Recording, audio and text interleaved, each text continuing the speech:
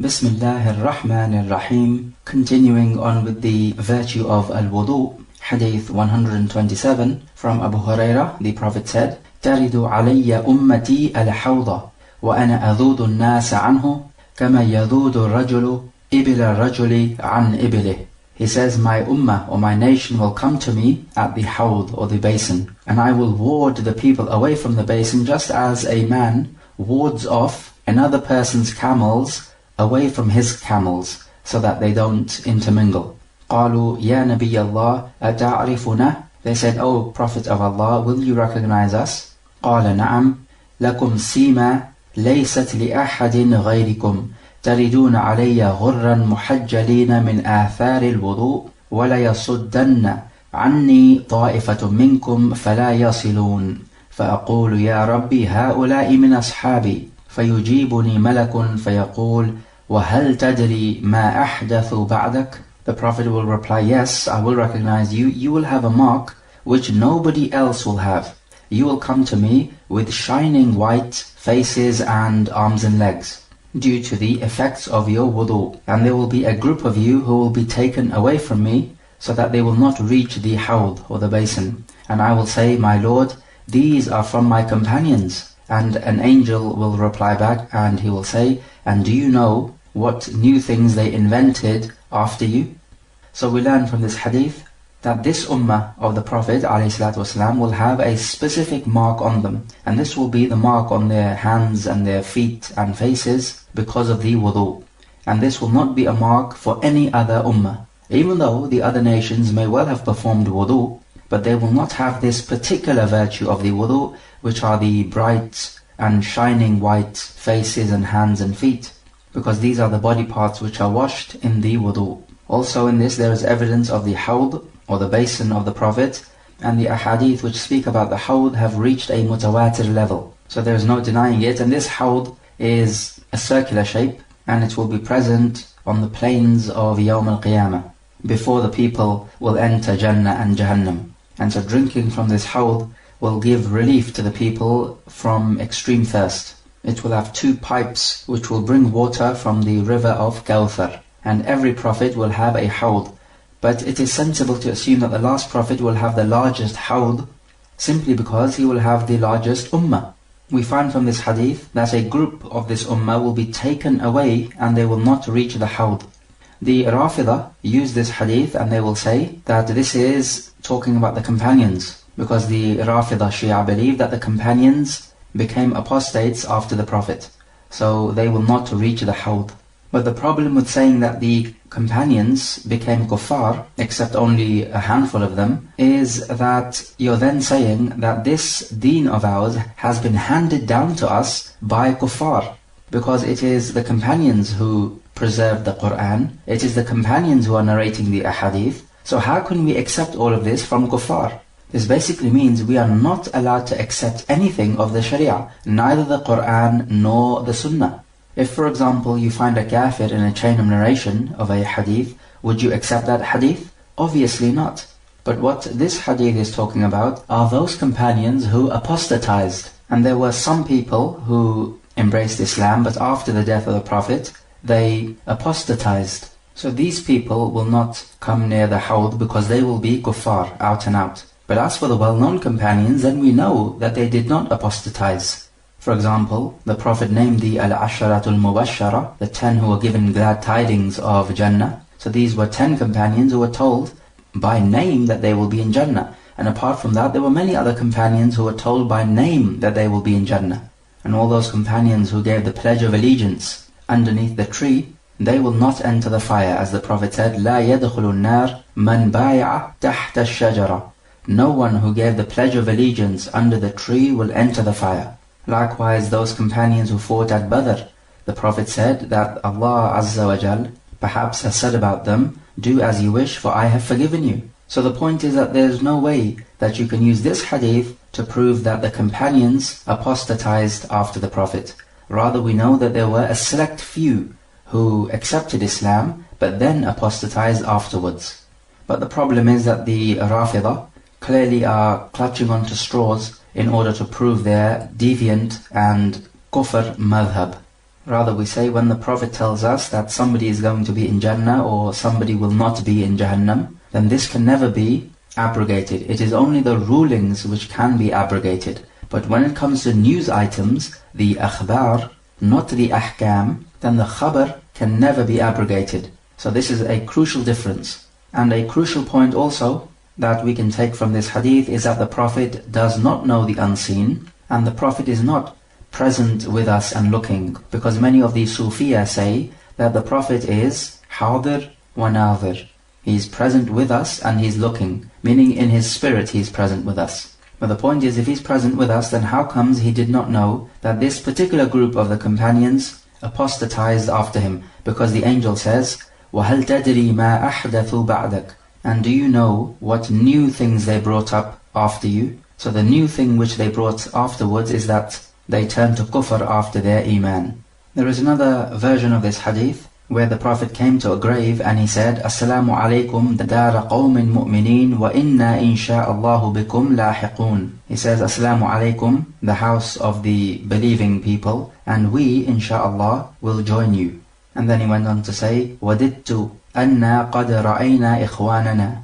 I would love that we could see our brothers. And the companions replied, أَوَلَسْنَا إِخْوَانَكَ? Are we not your brothers? And the Prophet replies, أَنْتُمْ أَصْحَابِي, you are my companions. وَإِخْوَانُنَا الَّذِينَ لَمْ يَأْتُوا بَعْدِ. And our brothers are those who have not come yet, meaning they will be present in the future. And then the companions go on to ask him, well, if these people haven't come yet, then on Yawm al-Qiyamah, how will you recognize us? And then the narration goes on to explaining how this ummah will come with white faces and hands and feet because of the effects of the wudu, and this is how the Prophet will recognize who is from his ummah. And when we say ummah here, we mean the ummatul ijaba, the ummah who answered his call. So the point from this addition in the wording is that the Prophet is saying that we will join you, as he says this in the dua for the dead people of the cemetery. So is the Prophet in doubt that we will join the dead people because he says insha'Allah? We say no, insha'Allah is not because of doubt, because normally when you want to do something in the future you would have to say insha'Allah, because there's an element of doubt whether you'll be able to do it in the future.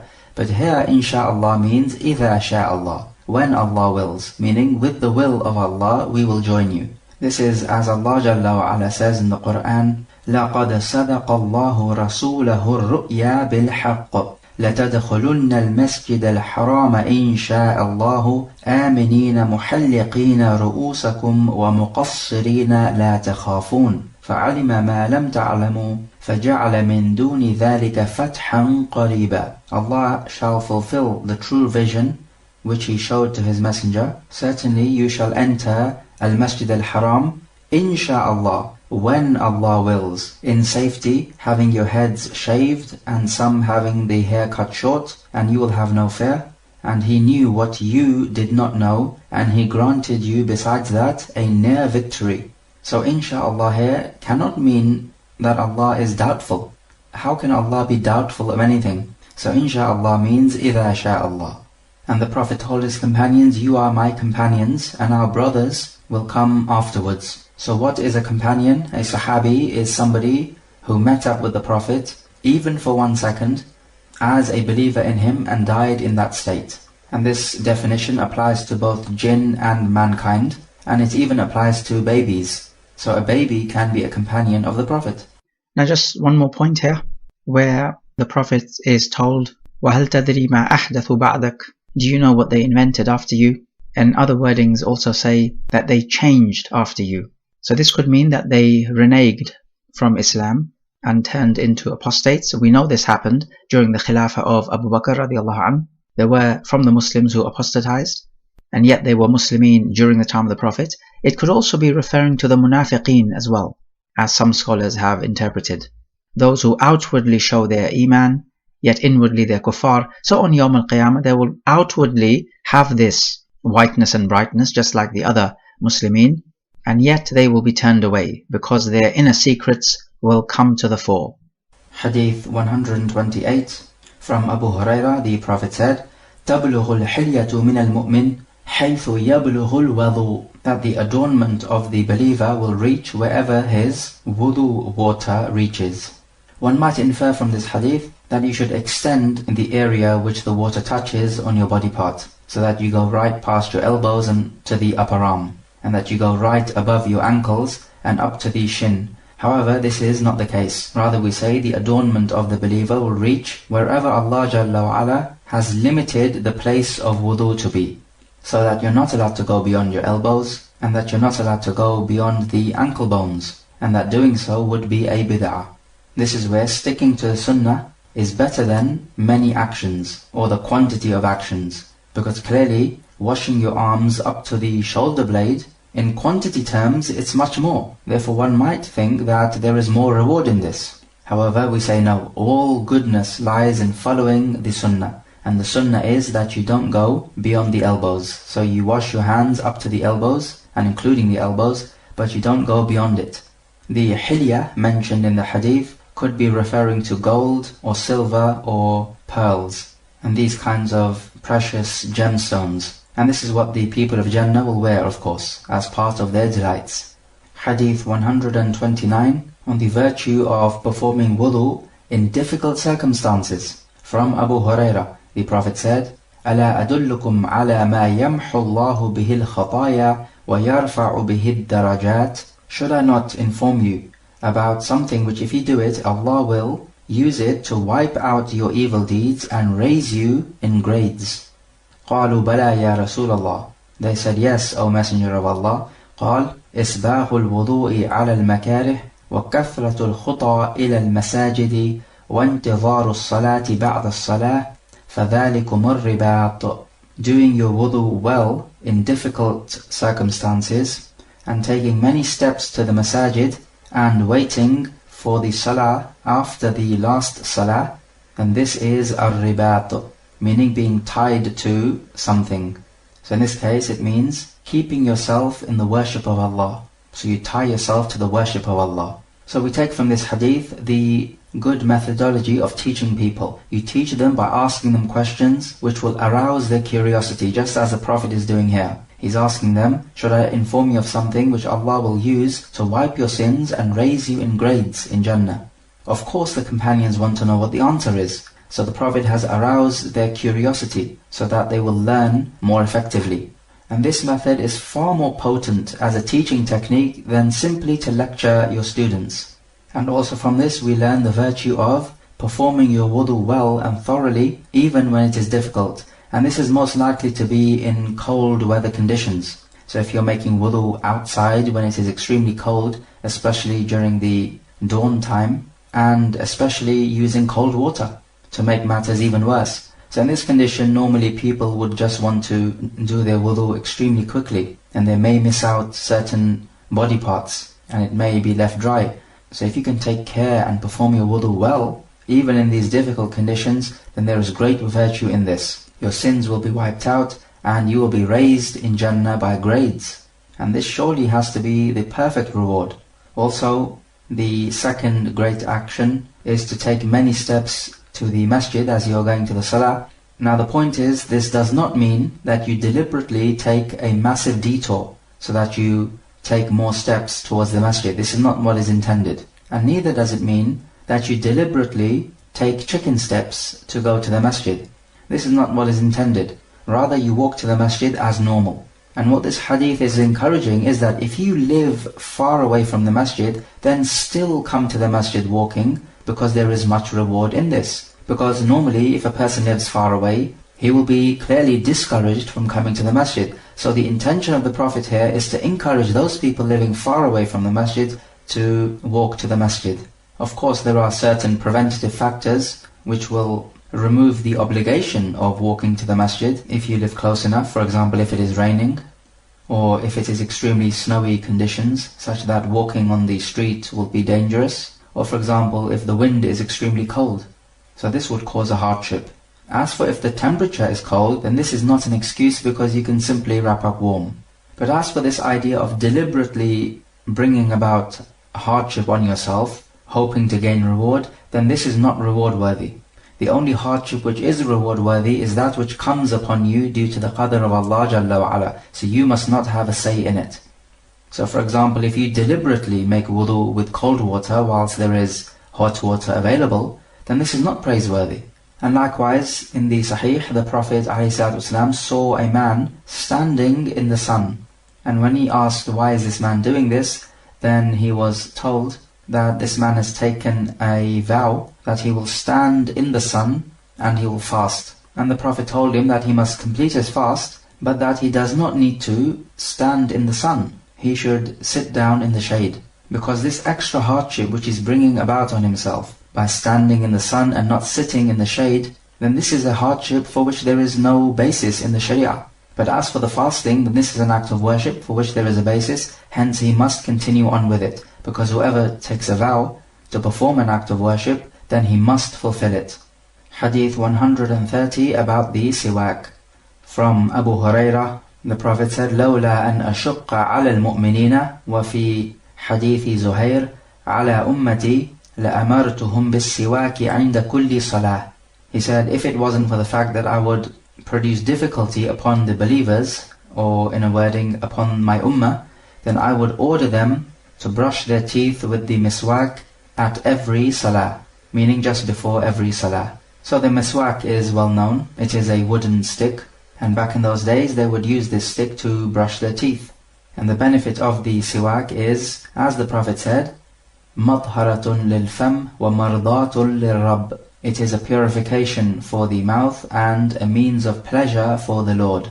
There are certain times in which it is more emphasized to use the miswak just before every prayer. Also when you perform the wudu. Also when you enter the house. Because when the Prophet would enter the house, the first thing he would do is to brush his teeth with the miswak. And also when you are reciting the Quran, it is best to brush your teeth with the miswak to purify the mouth before you recite the pure words. It is only fitting. And also when you wake up from sleep, because the smell of your mouth can clearly change as you wake up from sleep. We can also take from this hadith that when the Prophet gives an order, then the original ruling about the order is that it is denoting obligation. Because the Prophet says that I would have ordered them to use the siwak just before every salah, but because it would be too difficult for them, I did not order them. Which basically means that the issue as it stands now is that it is recommended to use the siwak, which in turn would mean that if the Prophet had ordered it, it would have been not recommended but wajib. Because when something is mustahab, then there is no mashaqqa in it. If there is mashaqqa, then you simply don't have to perform it. And if you don't have to perform it, it is not wajib. But with the obligations, there is mashaqqa. So even though situations could be difficult, but if something is wajib, you have to perform it. Some scholars have said that when it comes to acts of worship, then an order denotes obligation, unless there is evidence otherwise. And when it comes to matters of etiquettes, then an order denotes recommendation, unless there is evidence otherwise. For example, eating with your right hand, the Prophet has ordered this, and it is not from an act of worship, it is etiquettes. So it would denote recommendation. However, we do have an indication which tells us that it is an obligation, and the indication is that shaitan eats with the left hand, and we must oppose the shaitan and not imitate him. So therefore we say it is wajib to eat with your right hand. We can also take from this hadith that it is permissible for the Prophet to give an order about this deen from his own ijtihad, without a revelation from Allah Jalla wa Ala. Because the Prophet was going to give this order to use the miswak before every salah, but then he thought that it would produce difficulty upon the ummah, so he did not give this order. And this is all coming from his own ijtihad. There is no revelation coming down speaking about this issue. So the Prophet can give orders and prohibitions from his own ijtihad without a revelation coming to him. But then one might say, but if you say this, then it is possible for anyone to speak from his own ijtihad, would it not? We say no. The difference between the Prophet's ijtihad and anyone else's ijtihad is that if the Prophet makes ijtihad and Allah keeps quiet over it, then this is Allah giving His approval. If Allah does not approve of the Prophet's ijtihad, then Allah will correct the Prophet on this issue. Whereas if you were to make an ijtihad, then Allah keeping quiet over it does not necessitate that He approves of your ijtihad. So notice the difference. If you are making wudu and you don't have a wooden stick, then can you brush your teeth with your fingers instead of a wooden stick when you're making wudu? The answer is yes, you can. As for if you're using the miswak, then make sure you clean it and nibble it a little bit so that it becomes like a brush, so that you can brush your teeth properly with it. Let it be noted that some narrations talk about making the siwak at every wudu time. So both are legislated, at every wudu time and just before the salah. What about toothpaste and toothbrushes that you find nowadays? Well, they will do the same job and even more effectively with the toothpaste, because the idea is to clean your mouth and to freshen your breath. And this can be done with toothpaste and toothbrush. Only the problem is with the toothpaste and toothbrush, it is far less practical. With the siwak, you can easily take it out of your pocket and brush your teeth before every wudu and every salah. But if we say that the justification is to clean your mouth and freshen your breath, and that this is pleasing to the Rabb and purifying for the mouth, then yes, toothbrush and toothpaste will do the job just fine.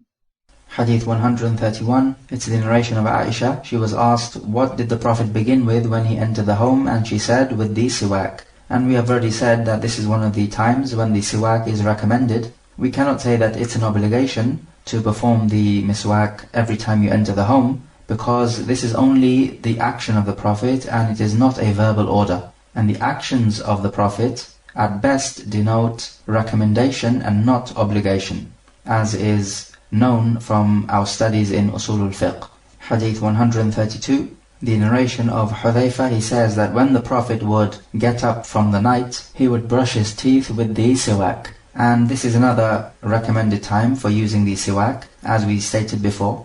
Which hand do you use to perform the miswak? If you intend by it just following the sunnah, then it is better to use the right. And if you intend by it to remove any dirt from your mouth, then it is better to use the left. And when you use the miswak, then you begin with the right inside of your mouth, and then you move to the left. And this is recommended, as the Prophet would love to begin with the right in all his affairs. And how should you brush the teeth? In relation to the actual tooth, you should go vertically, because your tooth is vertical. And in relation to the mouth, you move horizontally from the right to the left. But you should make sure, from a health perspective, that you do not brush too vigorously. Rather, it needs to be light brushing, because if you brush too vigorously, you will damage your teeth. If you're fasting, can you use the miswak? The answer is certainly yes. And you will not be removing the smell of the mouth of the fasting person, which is so beloved to Allah, because this smell is generated from the stomach, not from the mouth. It's only that some scholars make an analogy between the smell of the mouth of the fasting person and the blood of the martyr. They said that both of these result from an act of worship and they should not be removed, just like the blood of the martyr is not removed. But we say no, this analogy is not valid, because you cannot have an analogy which goes against the text. And the texts which tell us to use the miswak are general. They include the fasting person. And in another wording, it has been narrated that the Prophet got up from his sleep and he recited ayah 190 to 191 of Surah Al-Imran, which talk about the creation of the heavens and the earth and the alternation of the night and the day, and that these are a sign for a people of sound intellect. And it is fitting to recite this ayah because when you wake up, the night is being alternated to the day. And thereafter he would use the miswak. Hadith 133, about the aspects of al-fitra. From Abu Hurairah, the Prophet said, al-fitratu khamsun, aw khamsun min al-fitra, al-khitanu, wal-istihdad, wa taqlimu al-adhfar, wa natfu al-ibit, wa qassu al-sharib. He says 5 things are from the fitra. Or he said fitra is of 5 things, and he mentioned them. Number 1, circumcision. Number 2, shaving the pubic hair. Number 3, cutting short the nails. Number 4, plucking out the hair of the armpit. And number 5, cutting short the mustache. And also in the same chapter, the statement of Anas bin Malik, he says that the Prophet gave the people a time limit of 40 days within which to cut short their mustache and to trim their nails and to pluck out the armpit hair and to shave the pubic hair. And all of this should not be left for more than 40 days. So in this context, what does al-fitra mean? The ulama have defined it differently. Some ulama have said it means your deen, the deen of al-Islam. So the hadith is saying there are 5 elements of the deen of al-Islam. Some ulama said that it means the sunnah, meaning the sunnah of the Prophet ﷺ. And some people have said it means the sunnah of all the prophets. But if we take a look at the 5 qualities that I mentioned here, they are all pertaining to Tahaarah, or purity. So fitra here can mean purity. So there are 5 actions which are pertaining to purity. And this seems to be the definition which most fits the context of the hadith. Otherwise, there is no problem with us saying that these are 5 things pertaining to the sunnah as well, because indeed they are. As for fitrah in the language, then it is the original creation which mankind has been created upon. So it is all those things which people naturally find to be good, as long as your nature has not changed. So the fitrah is the innate nature of every person. So for example, every person knows that it is wrong to kill an innocent human being, or that it is wrong to steal somebody else's wealth, or that it is right to help those in need. This is something you don't need to be taught. Every person naturally knows this because Allah has imprinted this knowledge naturally in the heart of mankind. And in the very same way, every single human being whose nature has not been adulterated knows that he has a Lord who created him and the heavens and the earth. And the only reason why people would deny this is because of external factors which have adulterated their innate belief which Allah has created them upon. So this could be due to pressure from the environment around them, their love of this world, and them being far too proud to submit to their Creator. All of these play a part. But of course they're never going to admit that they're too proud to accept their Creator. So they're going to say things like, you don't have any evidence that a God exists. So the first thing which he mentions is al-khitan, which is circumcision. This is wajib for the males. And the reason for that is because the foreskin could trap some urine. And this will have an effect on purity, which will have an effect on the salah, in that the salah would not be accepted. And also for health reasons, in that the foreskin, as the experts tell us, can trap germs. And this could be passed on through sexual intercourse. So both for the reasons of physical hygiene, as well as tahaarah, from the najasa of urine, it is wajib for the males. Such that some ulama have even said, do not pray behind a person who has not been circumcised. And they reason this out by saying that if you're not circumcised, the foreskin can trap in the urine, and so your salah would not be correct. So you're not allowed to appoint somebody whose salah is not correct as an imam. So you can see the clear, strict stance which some ulama have taken. As for the females, we cannot say it is wajib. At most it is recommended, and this would be to reduce their sexual desire, and this would therefore reduce the number of fornication in a community. It's true it takes 2 to perform the act, but generally fornication increases when the women are desirous, not when the men are desirous. It should be noted that circumcision is not the same as genital mutilation, as some of the ignorant people try to persuade us. Genital mutilation would be to completely chop off the genitalia. Circumcision is when you simply cut off the excess skin, and this does not have an effect on a person's sexual relations. It only has a positive effect, health-wise and purity-wise, and it never has a negative effect. And it is better to do it at a younger age, because when a person is older, he may feel discouraged from performing this vital act. As for evidence that it can be performed on females as well, is the hadith of the Prophet ﷺ, إِذَا جَلَسَ بَيْنَ شُعَبِهَا الْأَرْبَعِ وَمَسَّ الْخِتَانُ الْخِتَانِ فَقَدْ وَجَبَ الْغُسْلُ. When he sits between her forelimbs and the circumcised parts meet, then ghusl or bathing becomes wajib. So he talks about the circumcised part meeting the circumcised part. So clearly we can take from this that females can be circumcised. But at most we would say it is a recommendation. And also from the evidence, this narration is general. It doesn't say circumcision for the men, it leaves it in the general sense. It just says al-khitan, which means circumcision, and this includes both males and females. Then secondly, al-istihdad, which is shaving the pubic hair. Again, this involves male and female, and this will lead to cleanliness. And also cutting short the nails. Again, this is general for both males and females. Note particularly it is also for females, because females have this tendency to grow their nails long. Maybe they are following the fashion. Well, if this is the fashion, then it is impermissible to follow it.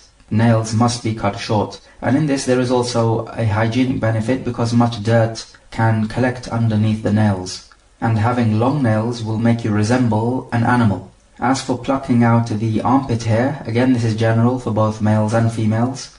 Notice he says plucking out the armpit hair, he does not say shaving them. And this is because if you pluck out the hair, it will weaken the root of the hair. But if you shave the hair, then the next batch of hair which will grow will be stronger.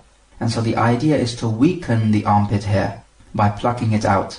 And you can use a tweezer to do the job. Then we also have cutting short the mustache. The mustache can be cut short so that it remains above the upper lip, or you can completely shave it off, because we have evidence for both. And for all 5 of these qualities, a time limit of 40 days has been given. If you exceed 40 days, it becomes makruh.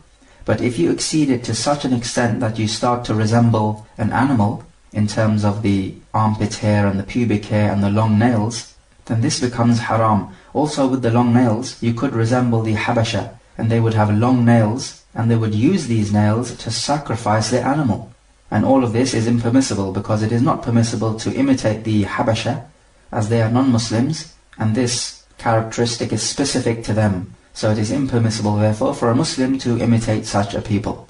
We ask, what is the ruling on removing the rest of the hair of the body? We can say that the hair of the body is of 3 types. Firstly, that which we have evidence that you must not remove it, and this would be the beard, and also the eyebrow. Secondly, the type of hair which you must remove, and this is the type of hair given in this narration. And thirdly, we have those types of hair which the text remains silent over, and the ruling for that is that it is permissible to remove it. Because if it was haram, then the Sharia would have spoken about it, just like it spoke about the armpit hair and the pubic hair. So based upon this, we say it is permissible. It may even be recommended to remove the hair on the back passage, and this could be for hygienic purposes as well.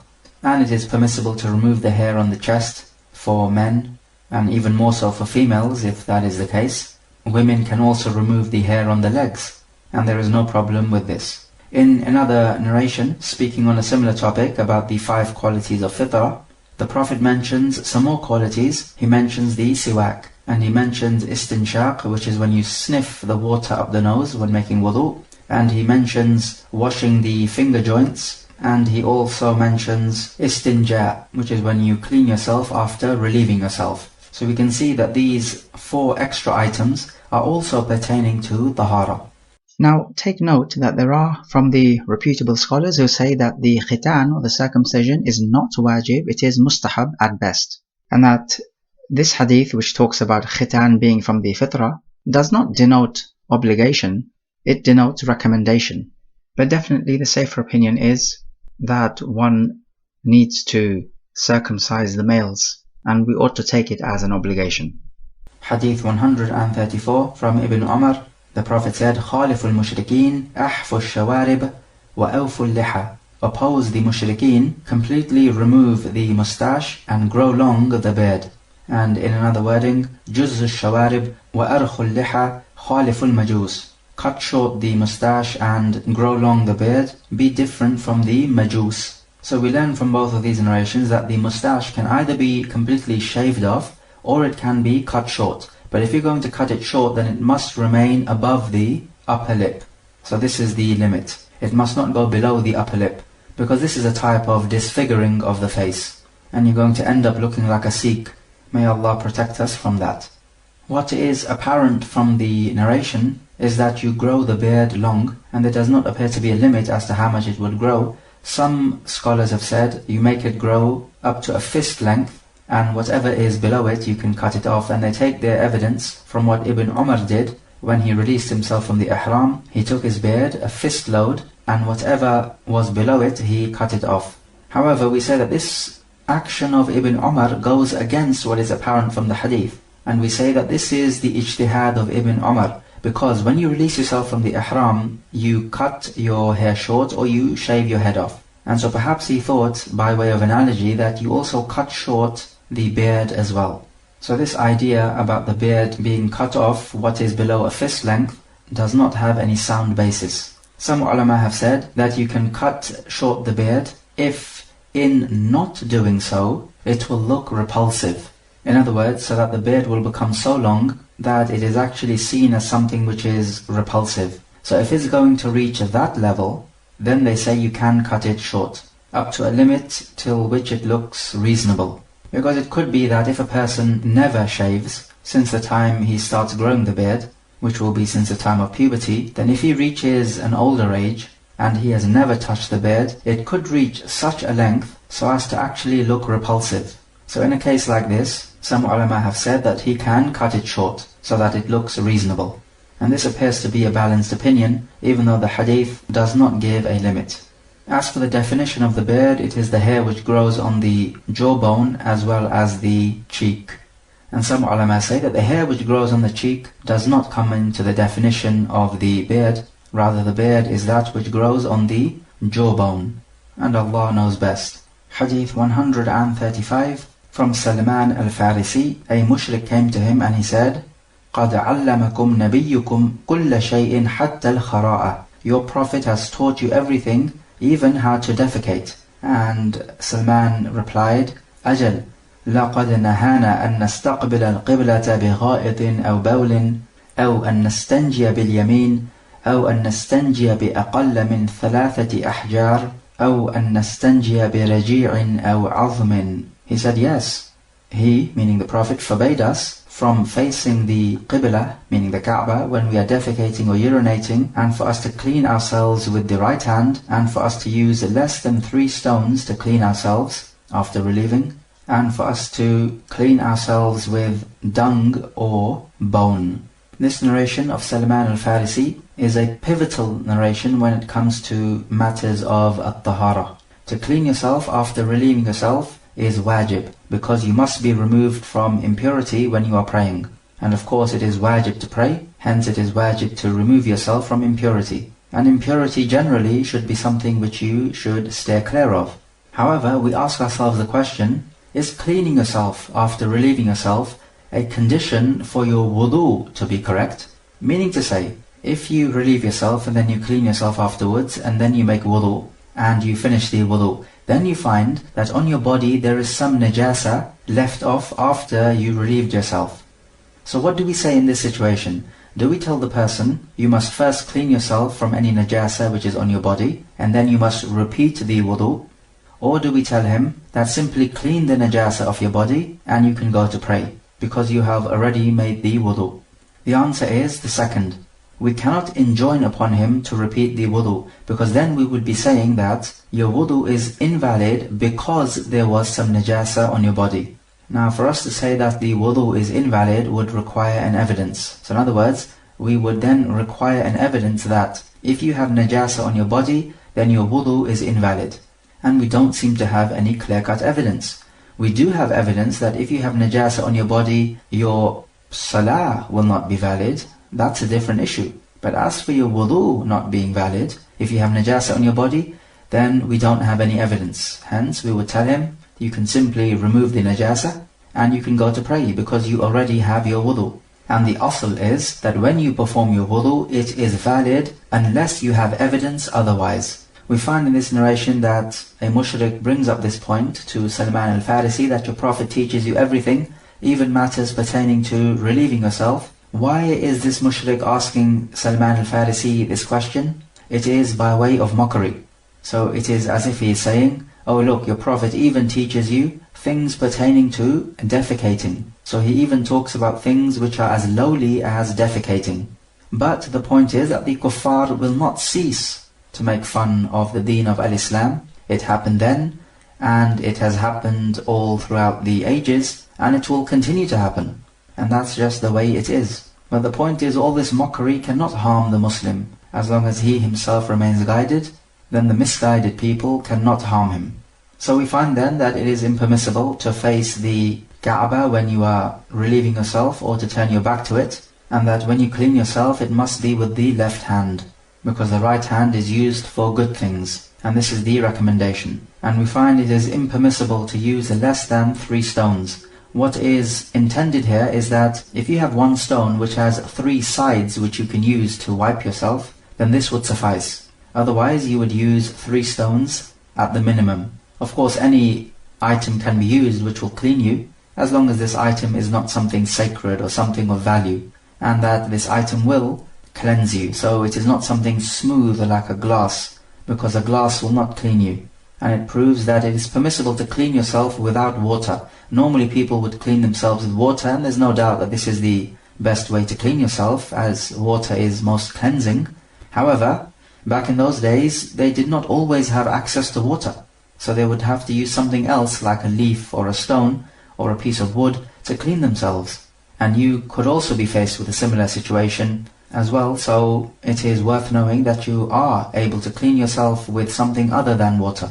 We find that you're not allowed to use the dung of an animal because this is impure, but even if this dung is pure, for example the dung of chicken or some animal which you are allowed to eat, then this dung forms the food of the animals of the jinn. This is why you're not allowed to use it. And also you're not allowed to use the bone. These are the bones of the animals, and the reason is that the bone is the food of the jinn from the Muslims. And this bone is the food of the Muslim jinn if the animal which was sacrificed in the name of Allah Jalla wa Ala. If this is the bone of an animal which died a natural death or which was sacrificed without mentioning the name of Allah, then in this case this bone is not the food of the Muslim jinn. So are we now allowed to use this bone for istinja? This depends. If you hold the opinion that the bone of a dead animal is najis, impure, then you're not allowed to use it to make istinja.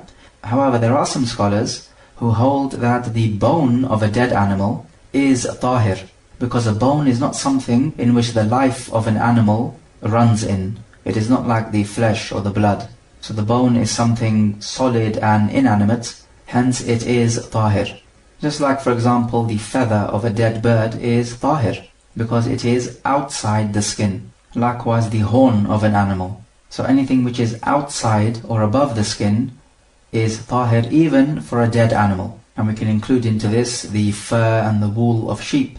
But as for the bone, clearly this is underneath the skin. So some scholars say that it is impure because everything which is underneath the skin is impure for a dead animal, or an animal which has not been sacrificed using the halal method. But as for those scholars who hold that the bone is tahir, then upon that opinion you are allowed to use this bone to make istinja with, except that you will have to clean it first, and then you can make istinja with it. So when it comes to the bone, then you'll notice the two different opinions. Hadith 136 from Abu Ayyub al-Ansari, the Prophet said, إِذَا أَتَيْتُمُ الْغَائِطَ فَلَا تَسْتَقْبِلُوا الْقِبْلَةَ وَلَا تَسْتَدْبِرُوهَا بِبَوْلٍ وَلَا غَائِطٍ وَلَكِنْ شَرِّقُوا أَوْ غَرِّبُوا. When you come to the ghaib, which is a place of relieving yourself, then do not face the qibla, nor turn your back to it when you are urinating or defecating. Rather, turn to the east or to the west.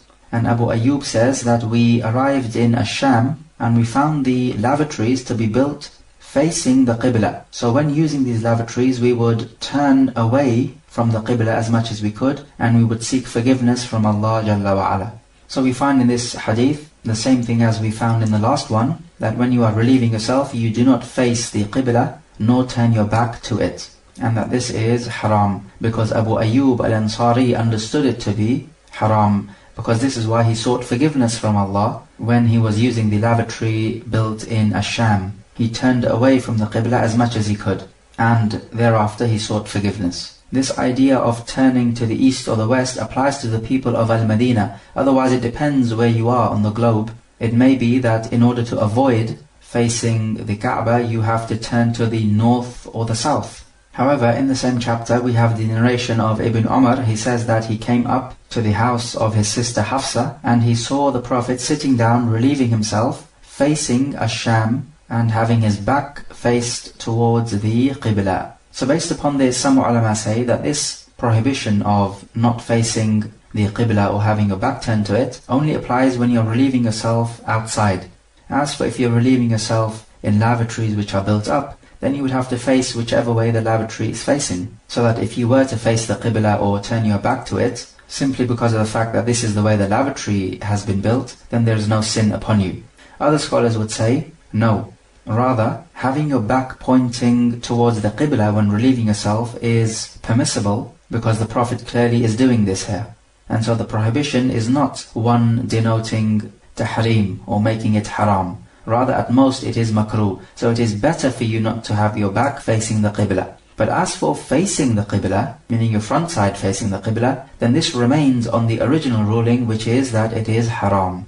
So even if you are relieving yourself in lavatories which are built up, If this lavatory is facing the Qibla, then you have to try to incline as much as you can and seek forgiveness, just as Abu Ayyub al-Ansari did here. Hadith 137 from Abu Qatada, the Prophet said, لا يمسكن أحدكم ذكره بيمينه وهو يبول ولا يتمسح من الخلاء بيمينه ولا يتنفس في الإناء.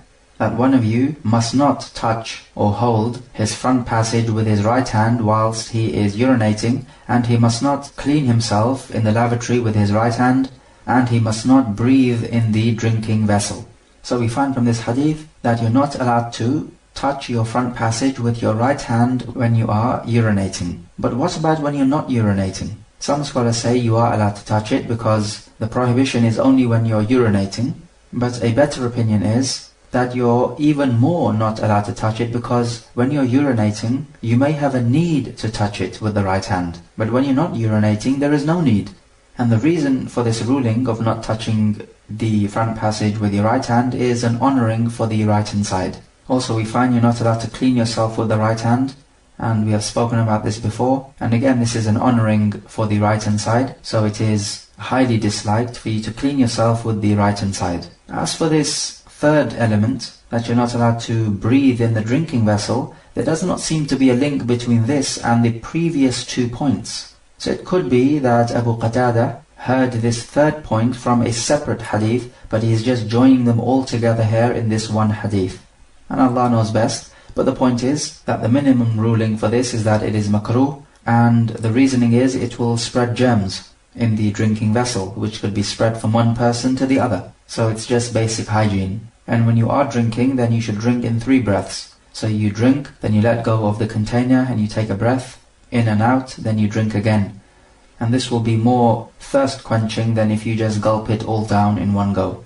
Hadith 138 from Aisha, she says that the Prophet would love beginning with the right hand side in all his affairs, when putting on his shoes or when combing his hair, or in matters of purity. So this is a general statement. It does have certain exceptions. For example, when you're wiping your head in the wudu, you don't wipe the right hand side first and then the left, rather you just all wipe it in one go, with both hands. Except when you are taking the ghusl, because in the ghusl it is recommended to wash the right hand side first and then the left.